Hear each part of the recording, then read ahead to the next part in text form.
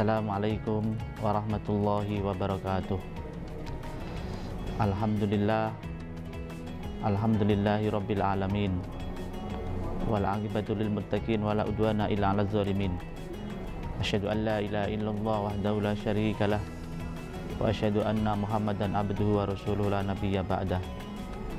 Rabbi shrah li sadri wa yassir li amri wahlul 'uqdatam min lisani yafqahu qawli. Subhanaka la ilma lana illa ma 'allamtana innaka antal alimul hakim.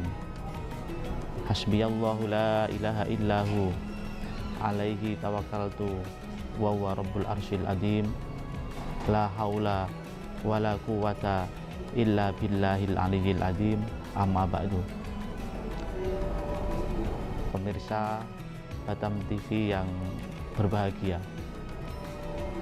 pertama-tama puji syukur kehadirat Allah Subhanahu wa Ta'ala, karena sampai detik ini kita masih diberikan kesehatan, masih diberikan umur yang panjang, sehingga kita bisa melaksanakan ibadah puasa. Semoga ibadah puasa kita diterima oleh Allah Subhanahu wa Ta'ala. Shalawat serta salam tetap tercurahkan kepada junjungan kita Nabi Agung, Nabi besar Muhammad Sallallahu Alaihi Wasallam. Semoga kita diakui sebagai umatnya besok di hari kiamat. Amin ya rabbal alamin. Pemirsa Batam TV yang berbahagia, berbicara tentang silaturahmi merupakan sesuatu yang menarik. Silaturahmi dimaknai sebagai hubungan membangun kekerabatan, menjaga kasih sayang, membangun hubungan baik antar sesama. Misalnya di dalam hadis disampaikan tentang bagaimana pentingnya silaturahmi, seperti hadis yang sering kita dengar, yang sering kita jumpai. Misalnya hadis yang berbunyi, man ahabba ayyubsatalahu fi rizkihi wa yunsa'alahu fi asarihi falyasil rohimah.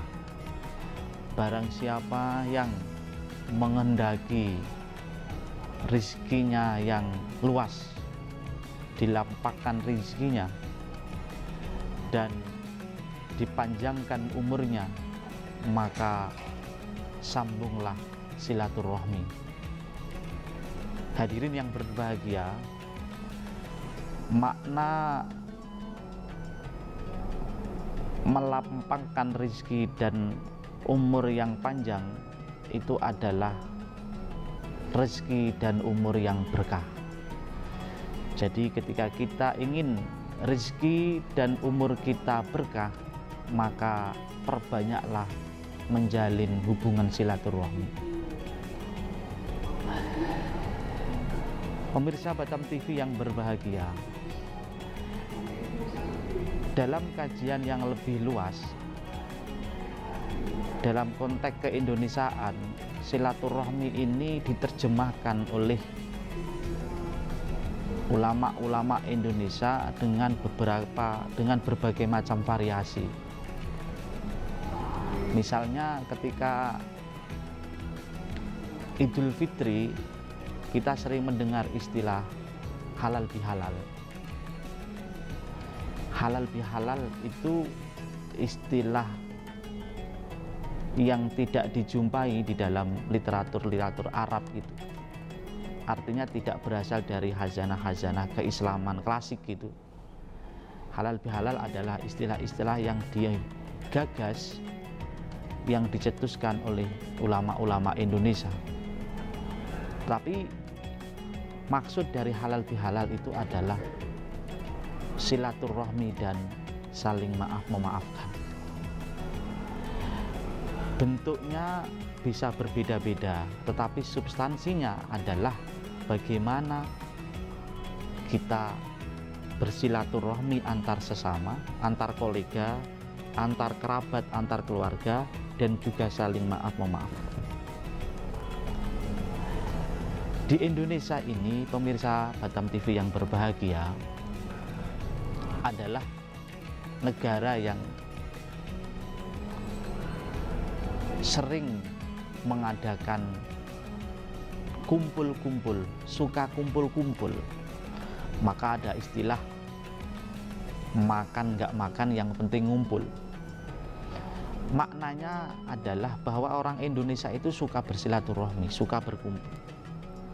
Maka di dalam tradisi Indonesia kita sering menjumpai istilah-istilah lokal itu, istilah-istilah yang tidak dijumpai di dalam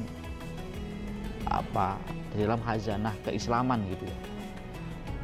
Misalnya ada istilah selamatan, ada istilah lagi yang namanya doa arwah malam ketiga, malam ketujuh gitu kan. Ada yang kita jumpai misalnya istilah kenduri gitu, dan macam-macam, dan banyak lagi. Ini semua adalah bagian dari tradisi budaya yang dibangun oleh pendahulu-pendahulu kita, yang tujuan besarnya adalah ingin membangun solidaritas, ingin membangun keakraban, ingin membangun hubungan antar sesama yang lebih dekat, yang lebih saling tafahum, saling memahami, saling pengertian. Inilah kemudian menjadi garis besar tentang pentingnya silaturahmi. Pemirsa Batam TV yang berbahagia, Ramadan itu mengajarkan kepada kita untuk bersilaturahmi, untuk membangun keakraban, untuk membangun kedekatan antar sesama dan juga kepada Allah. Maka di dalam Ramadan itu ada ibadah-ibadah yang memang itu dianjurkan untuk dilakukan secara berjamaah. Misalnya sholat tarawih itu. Sholat tarawih itu memiliki makna yang lain. Di samping dia sebagai ibadah sunnah yang dianjurkan selama di dalam bulan Ramadan, juga ada dimensi di situ, ada dimensi membangun silaturahmi antar sesama, bertemu. Kemudian juga ada buka puasa bersama, bertemu lagi, berkumpul lagi, kemudian silaturahmi, kemudian makan-makan. Ini menunjukkan bahwa Ramadan itu mengajarkan kepada kita umat Islam untuk membangun silaturahmi, untuk membina silaturahmi. Diharapkan dengan sering kita silaturahmi ini ada keberkahan rezeki dan keberkahan umur kita. Pemirsa Batam TV yang berbahagia, kenapa kita harus bersilaturahmi itu? Yang pertama, karena silaturahmi adalah perintah agama, karena silaturahmi adalah perintah Allah. Tentunya ketika kita melakukan silaturahmi, berarti kita sudah menjalankan perintah Allah.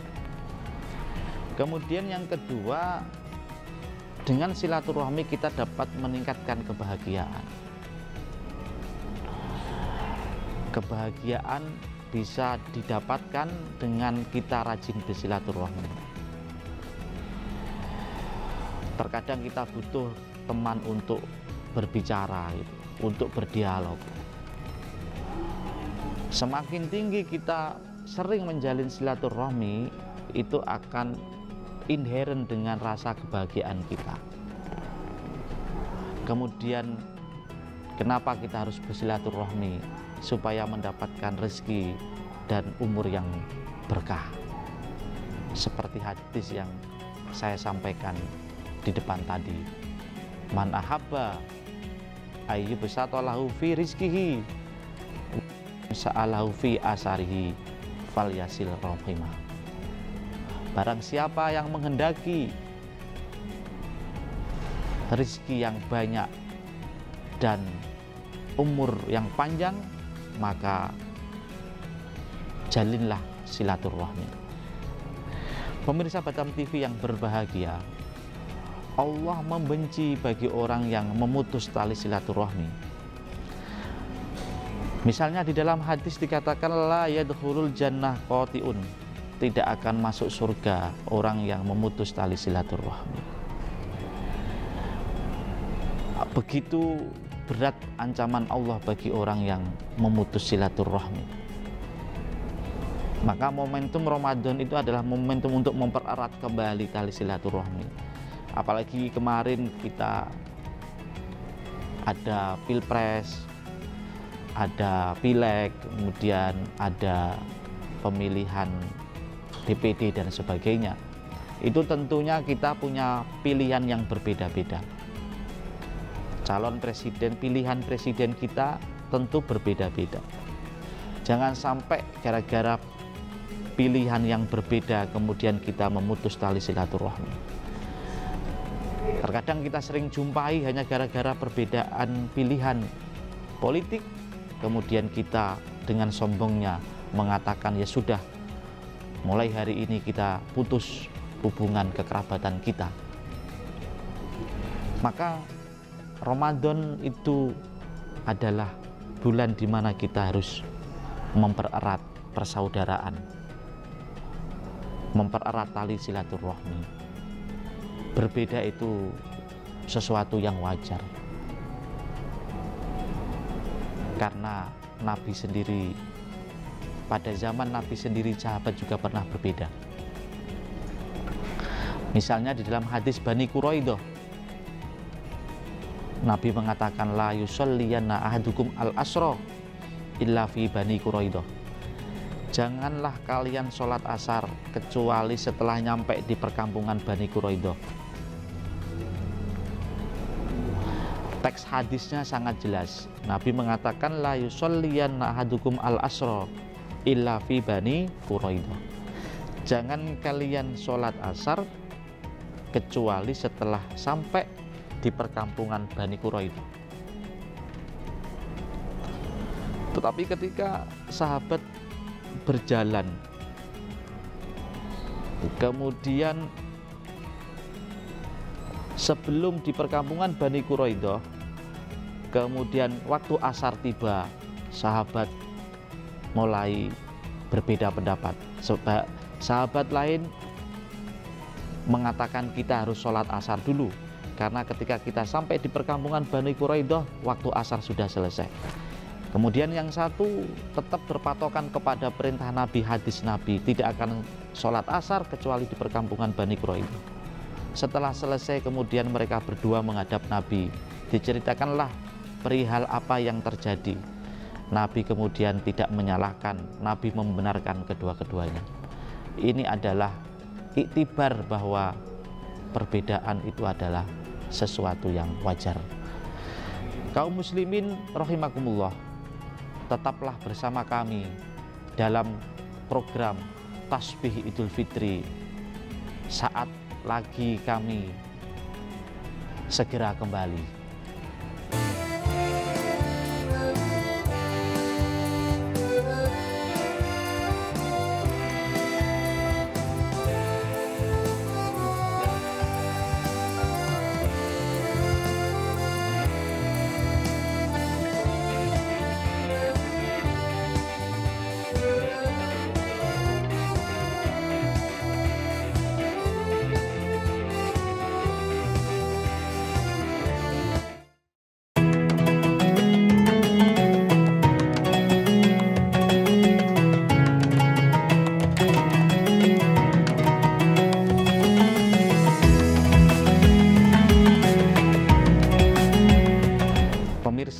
Batam TV yang berbahagia,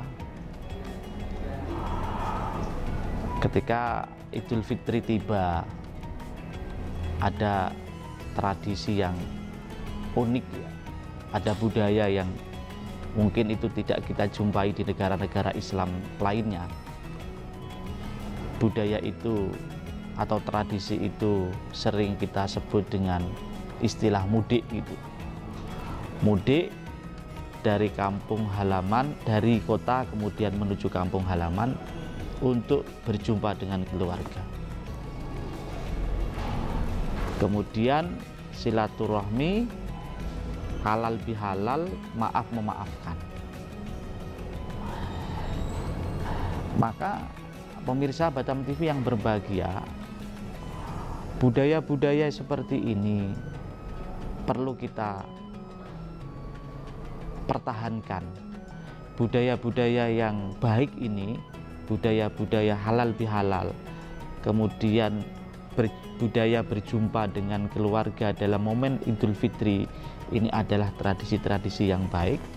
Budaya-budaya yang baik perlu kita pertahankan, perlu kita teruskan pada generasi-generasi yang akan datang. Karena di sana ada kemuliaan, yaitu saling maaf memaafkan. Budaya maaf memaafkan ini dianjurkan oleh Rasulullah SAW, dan termasuk ciri orang yang bertakwa adalah pemaaf. Misalnya dalam surat Ali Imran dikatakan, wasari'u ila maghfiratin mir rabbikum wa jannatin arduwas samawati wal ardu iddat lil muttaqin alladzina yunfikuna fis sarra'i wad dharra wal kaziminal ghaidha wal afina 'anin nas. Wal afina 'anin nas itu adalah memaafkan manusia. Manusia yang baik itu adalah manusia yang bisa memaafkan orang lain. Manusia yang istimewa dalam pandangan Allah adalah manusia yang bisa memaafkan kesalahan orang lain. Baginda Rasulullah adalah pribadi yang pemaaf. Beliau manusia yang luar biasa, yang perlu kita contoh bagaimana beliau memaafkan yang dulu orang-orang yang memusuhi dakwahnya, yang memusuhi, yang mengancam, yang mengintimidasi dakwah-dakwah yang dilakukan oleh Rasulullah. Tapi Rasulullah tidak membalas mereka, tetapi Rasulullah memaafkan kesalahan-kesalahan yang mereka lakukan. Misalnya di dalam sejarah pembebasan Fathul Mekah sangat nampak sekali ketika ribuan pasukan Islam datang ke Mekah. Ada salah satu sahabat mengatakan, al-yaum yaumul malhamah, hari ini adalah hari pembalasan, mengingat bagaimana sejarahnya perjuangan Nabi ketika di Mekah. Nabi dizolimi, Nabi ditindas, Nabi diteror dan sebagainya. Ketika Nabi berada di Madinah, membangun masyarakat Madinah, membangun masyarakat Islam yang besar. Kemudian Nabi datang ke Mekah dengan membawa ribuan pasukan. Maka ada salah satu sahabat yang mengatakan, di dalam rombongan itu mengatakan, al-yaum yaumul malhamah, hari ini adalah hari balas dendam. Nabi dengar itu, kemudian Nabi mengatakan, tidak, al-yaum yaumul marhamah, hari ini adalah hari kasih sayang. Ini adalah contoh bahwa Nabi itu sangat penyayang, bahwa Nabi itu adalah sangat-sangat pemaaf. Kita tahu bersama bahwa ketika perang Uhud, pamannya Nabi yang bernama Hamzah bin Abdul Muthalib itu dibunuh oleh seseorang yang bernama Wahsy.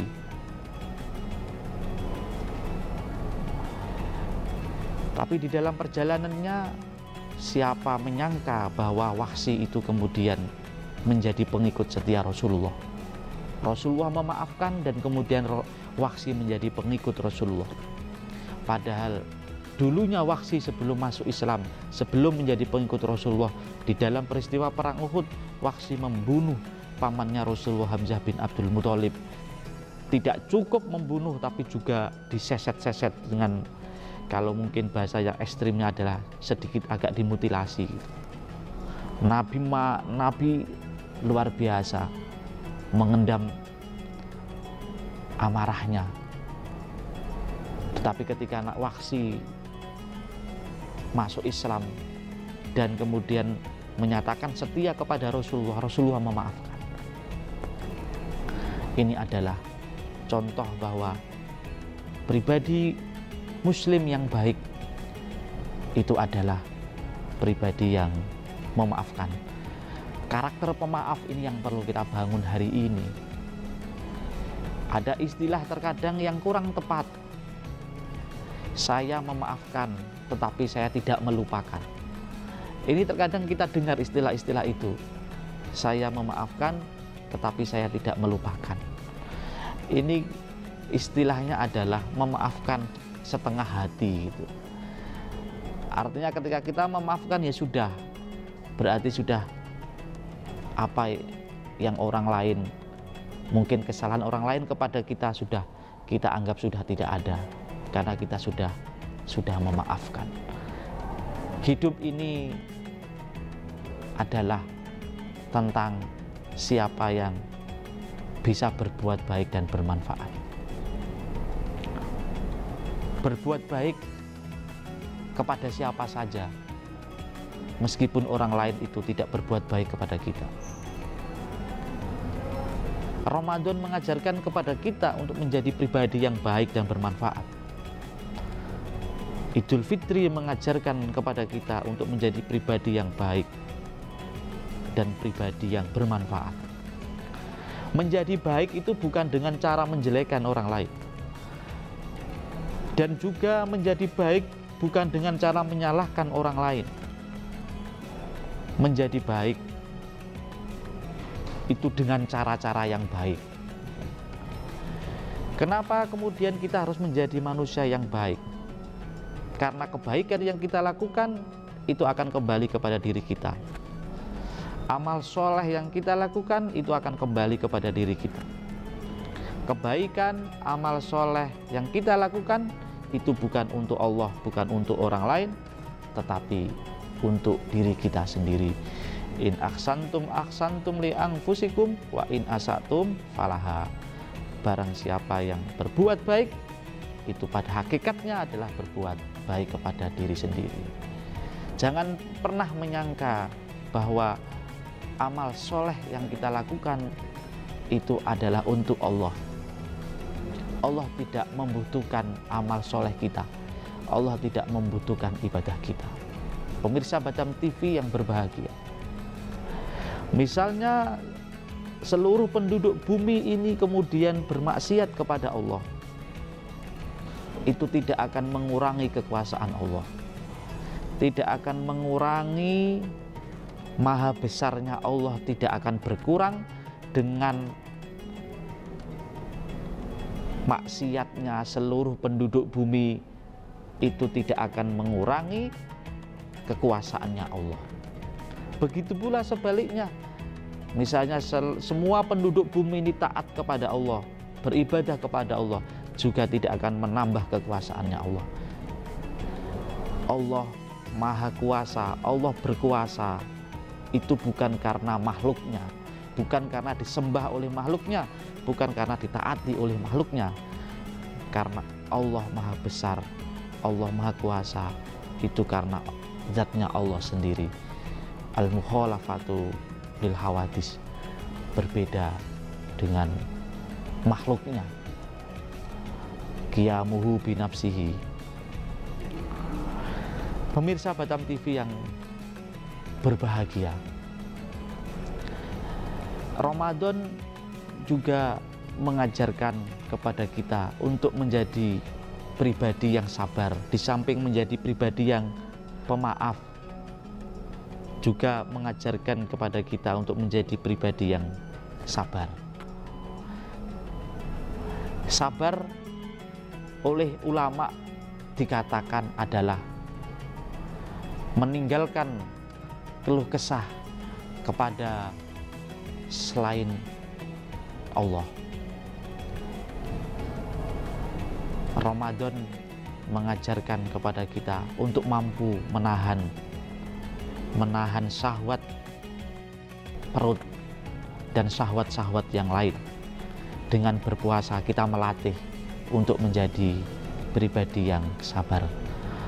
Pemirsa Batam TV yang berbahagia, demikian uraian singkat yang bisa saya sampaikan.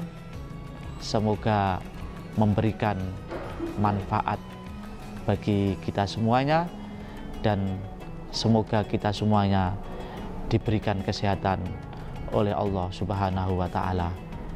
Demikian, kurang lebihnya mohon maaf. Wallahul muwaffiq ila aqwamit thoriq. Assalamualaikum warahmatullahi wabarakatuh.